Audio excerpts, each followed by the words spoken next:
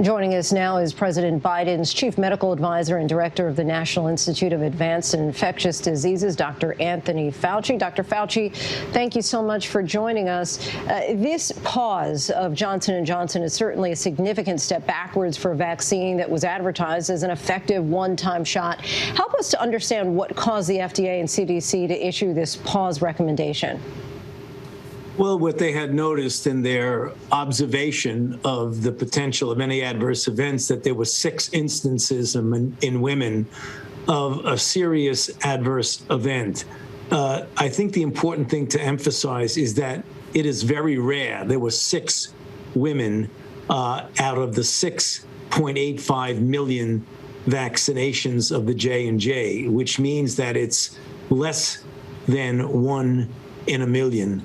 However, because of a feeling of wanting to be an abundance of caution, the CDC and the FDA decided to call a pause to take a look at this, examine it more carefully, and trying to see if they can get some greater insight into what is going on, as well as, importantly, to alert physicians on the outside who may see additional individuals, if there are additional individuals, who may come into the office with this syndrome of thrombosis with low platelets, which is referred to as thrombocytopenia, because the natural thing to do would be to treat those people with heparin. However, heparin, being an anticoagulant, is not indicated in these situations. In fact, it could make matters worse. And for people who recently got the Johnson & Johnson vaccine, if they're nervous about this thrombosis or blood clots, what should they be on the lookout for, and what's the potential window for side effects? Well, this occurred between 6 and 13 days following the administration of the vaccine. So if women or anyone, I mean, it happens to be 6 women, but it's certainly conceivable that men could get this. But for the purpose of what's going on right now, it was 6 women. But if people have gotten vaccinated several weeks ago, it is extraordinarily unlikely that it will involve them, because it is really within that bracket of 1 to 2 weeks. But if you had gotten vaccinated with the J&J in the past week or two, severe headache is one of them. Another is neurological abnormalities like difficulty moving arms and legs. People could even have seizures with this. They could have chest discomfort and difficulty breathing because they may have thrombosis in some of the pulmonary vessels. Abdominal pain is another thing that people would think about.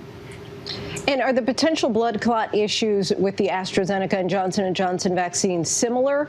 And are you concerned that these more traditional vaccines could be leading to an immune response that causes the clots?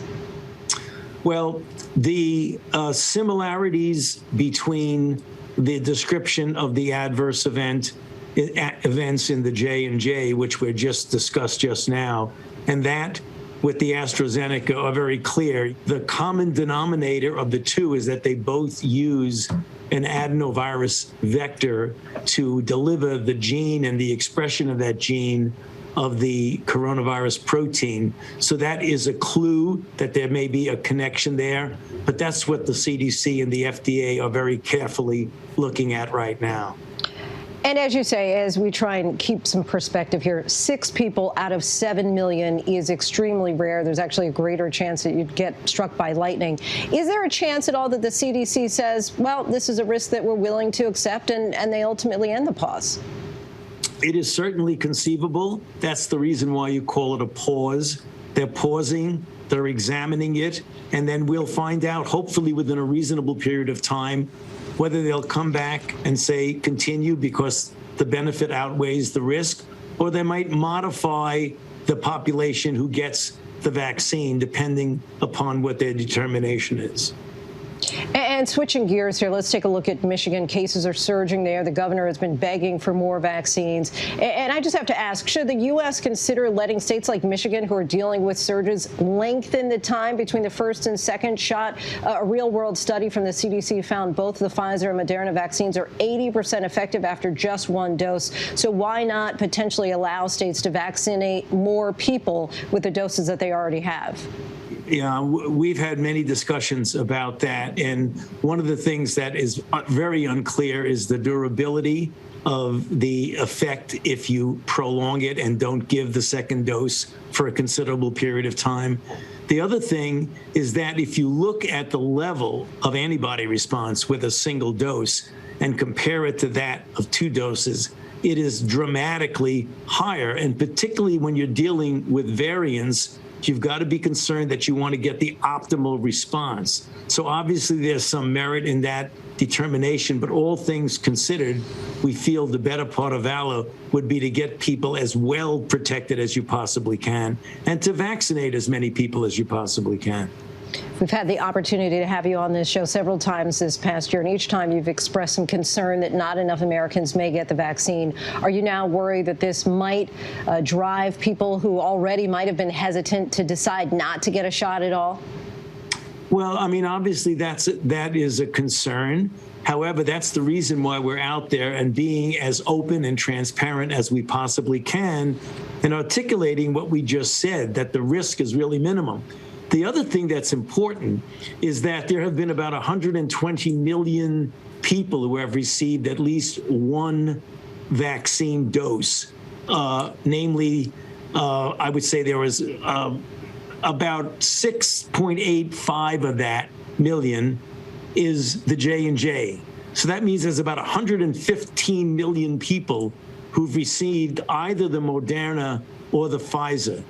And there has been no signal, no red flags at all of any serious adverse events. I think people need to realize that, because if one in more than a million is a very rare event for the J&J, that means that the mRNAs of Pfizer and Moderna are exceedingly safe.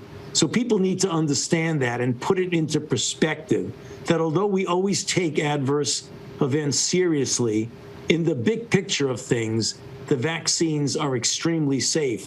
And we just have to keep telling people that and showing them the data that proves it, not just telling them that. Look at the numbers. Well, we appreciate your transparency and you talking with us, Dr. Anthony Fauci. Appreciate your insight. Thank you. Hi, everyone. George Stephanopoulos here. Thanks for checking out the ABC News YouTube channel. If you'd like to get more videos, show highlights, and watch live event coverage, click on the right over here to subscribe to our channel. And don't forget to download the ABC News app for breaking news alerts. Thanks for watching.